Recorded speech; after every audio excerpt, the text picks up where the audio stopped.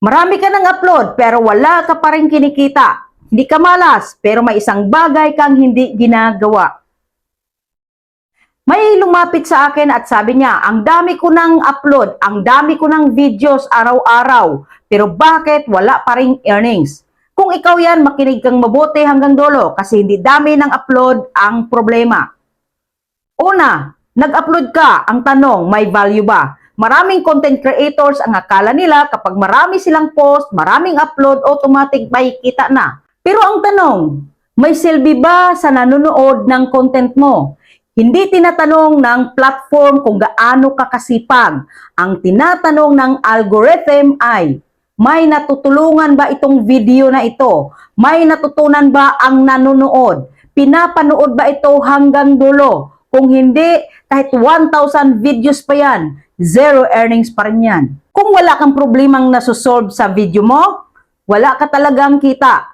Makinig ka dito, ang binabayaran sa online ay solusyon, hindi upload. Kung ang content mo ay kwento lang, flex lang, rant lang, walang malinaw na punto, hindi yan monetizable. Tanungin mo sarili mo bago ka mag-upload, anong problema ang sinusolve ng video na ito? Kung wala kang maisagot, huwag ka nang mag-expect ng earnings.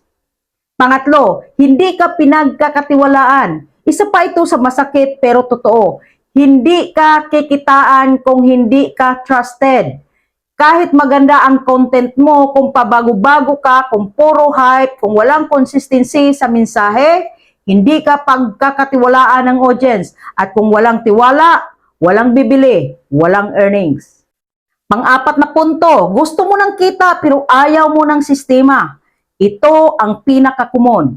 Gusto ng earnings pero ayaw mag-aral, ayaw mag-analyze, ayaw mag-improve at ayaw mag-ulit-ulit. Ang content creation ay negosyo, hindi trip-trip lang. Kung wala kang sistema, wala kang income.